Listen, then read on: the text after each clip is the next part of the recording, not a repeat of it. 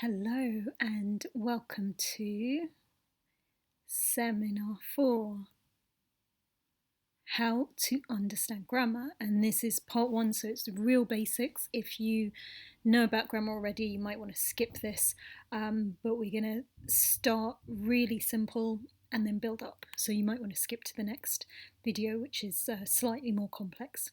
Anyway, here we go. Quite a lot to do in 10 minutes. So, grammar is something that frightens a lot of people, but it shouldn't, because really all it is like these bricks. We have lots and lots of words. I think there are about, by some counts, 1,000,000 words in the English language. It's one of the most rich vocabularies in the world, depending how you count the words. And grammar is just how do we stick these words together. If you stick them together one way, it's a big old mess. And if you stick them together another way, it makes perfect sense. And really what you want is for people to not notice your grammar. So if you pile all your words up together in no particular order, people are going to notice it's a bit of a mess. But if you stick them together really nicely, people don't notice the grammar, they understand what you're trying to say. So it's a communication tool. So let's learn some of the rules of grammar. So think back to when you were a baby, 1.5, 2-ish, I think is when you speak your first word. What was your first word? And quite often it's something like toy, teddy, bear, your favourite things that you can touch because you want your teddy, so you learn the word teddy. Or one of my favourites, biscuit. So again, often it's a food or a toy or something that you like, and you're able to touch it or eat it. Or ball, something you can throw. And so these things that you can touch, they're very kind of tactile things. These are things that often are babies' first words. And so from a grammar perspective, if you can hug, eat, or throw it, the grammar word for it is a noun. So teddy, I can hug a teddy, so it's a noun. Biscuit, I can eat a biscuit, so it's a noun. I can throw a ball, so it's a noun. So if you can hug, eat, or throw it, the grammar word we use for it is a noun. So once you've mastered the nouns, you can ask for your biscuit, you can ask for your teddy bear, you can ask for your ball. Then you start ordering people about, because we're quite bossy when we're little, and we order people about. We order them to do things like carry. So we get tired, we don't want to walk, so we say carry, and that means we want someone to carry us. We're usually ordering an adult to do this for us. Also run. When you want someone to run with you, you want to run across the park, run around the playground, you'll say run. And play. Often we want to play, draw, paint, whatever it is we can order people to do.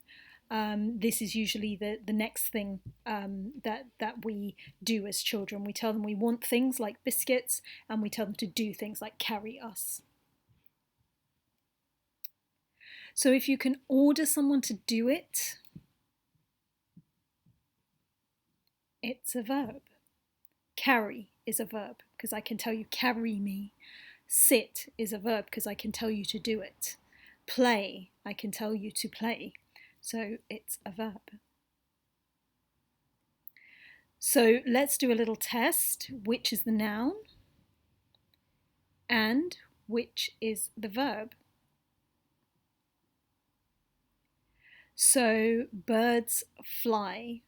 Which one can you hug, eat, or throw, and which one can you do? So bird is the thing we can see, the thing we can touch, so that's the noun, and the thing that it's doing is flying, so fly is the verb. And the same in this sentence, people run. So people, we can touch people, we can hug people, so they're nouns, and run is the thing we can order them to do. Run, run away. So that is the verb. And now you know three grammatical things. One of them is that people is a noun, because you can hug people. A verb usually follows the noun, and it's the thing that the noun does. And when you add those two things together in that order, it becomes a sentence. That's all you need, 2 words to make a sentence. So by the age of 2.5, 3, you're already making full sentences. They're only 2 words.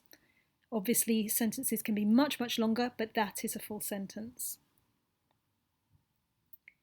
So how about this? So remember the rule, a noun plus a verb is a sentence. So is this a sentence?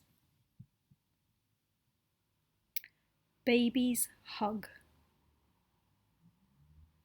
So the rule tells us it is a sentence because we've got babies, which we can touch, we can hug them.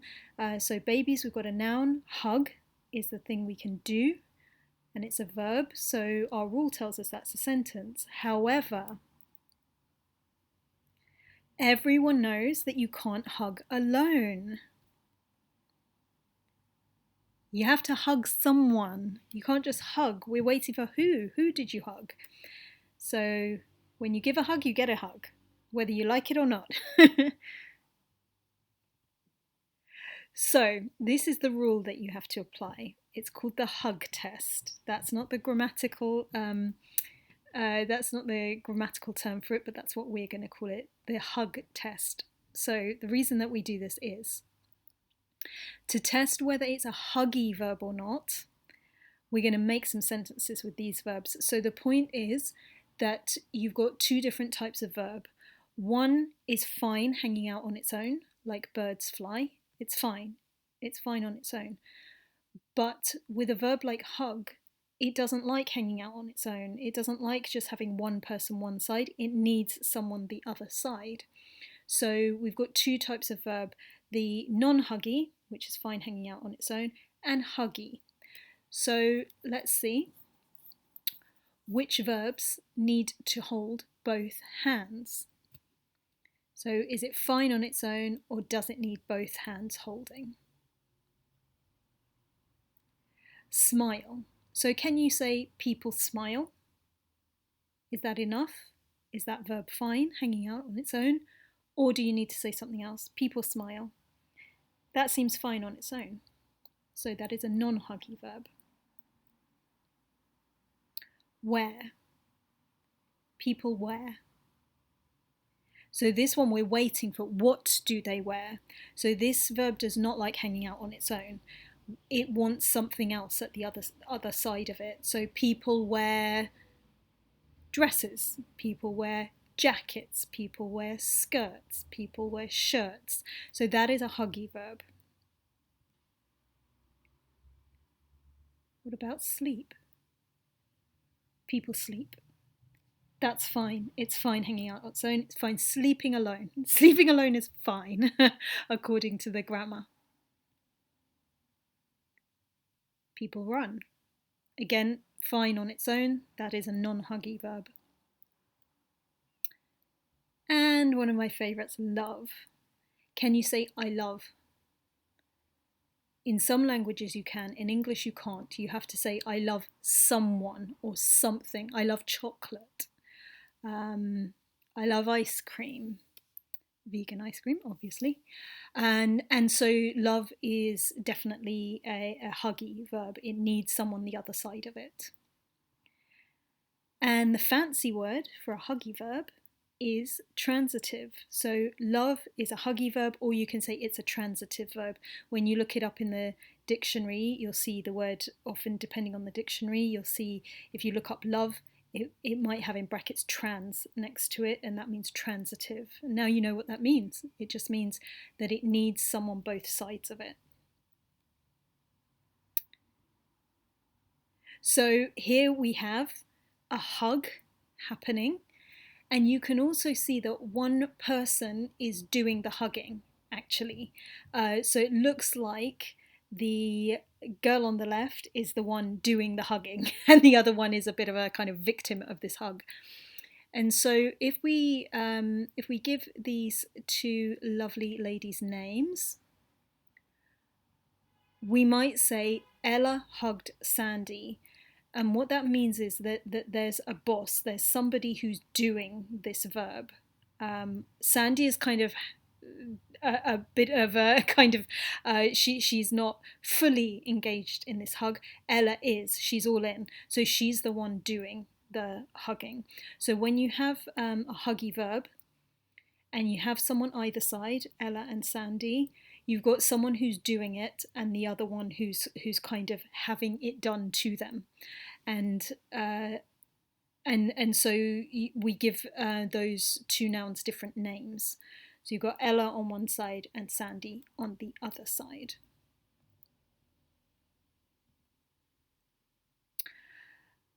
This handsome chappie, who we are all familiar with, is Barack Obama. So what's he doing here?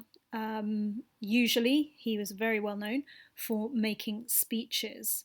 So again, if we make a sentence with Barack Obama being the boss of the sentence,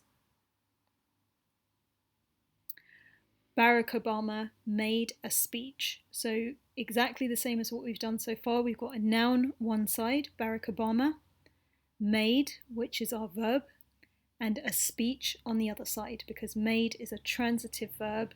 It doesn't like hanging out on its own. It needs Barack Obama one side and it needs a speech the other side. Sorry, it's very trafficy here tonight.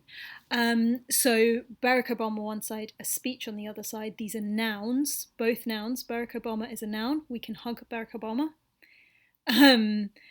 And a speech is also a noun, but the thing to look for in an English sentence is always look for the boss of the sentence. So is Barack Obama the boss of the sentence, or is a speech the boss of the sentence?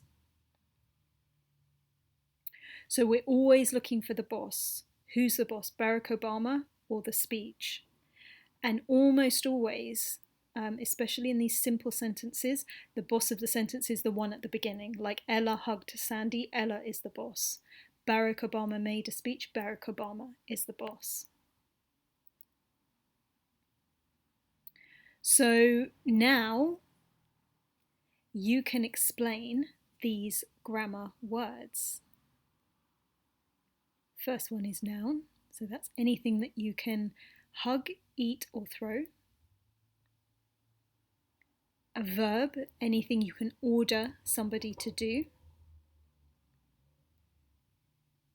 A sentence is a noun plus a verb.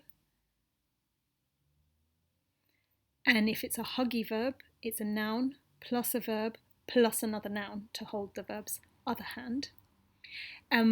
As we talked about with Barack Obama made a speech. The boss of the sentence, so there are two nouns. Barack Obama made a speech. We've got Barack Obama and a speech. Who is the boss? It's Barack Obama. And the grammar word for boss is subject. So Barack Obama is the subject of the sentence. So what is the speech? The speech is the object. So subject is the boss of the sentence. Then we have the verb, the doing word, and the object is holding the verb's other hand. And you know what a transitive verb is. It's a huggy verb, a verb that needs both of its hands holding. The opposite, a verb that is fine hanging out on its own, is an intransitive verb. So now we know how to make a simple sentence. So these are the sentences we made when we were 3 years old, something like that. We would say things like, Barack Obama made a speech. We can do those kinds of sentences. Noun, verb, noun. Subject, verb, object. So we always look for the boss. We look for the verb. And often we'll look for the object if it's a huggy verb. And there we go. That's what our sentences will often, almost always look like when we're about 3 years old. A green, boss, Barack Obama, made, the verb, and a speech is the object. So have a look at some sentences, read the newspaper, have a look at a website, see what emails you get, even text messages that you receive, and you can almost always identify this structure of sentence: subject, verb, object. So have a look and pop some in the comments below if you want to test yourself. So well done, that was a lot to get through. Please come back next time for complex sentence structure. We've done simple sentences and now we will go on to complex sentences next. So really well done, and I look forward to seeing you next time.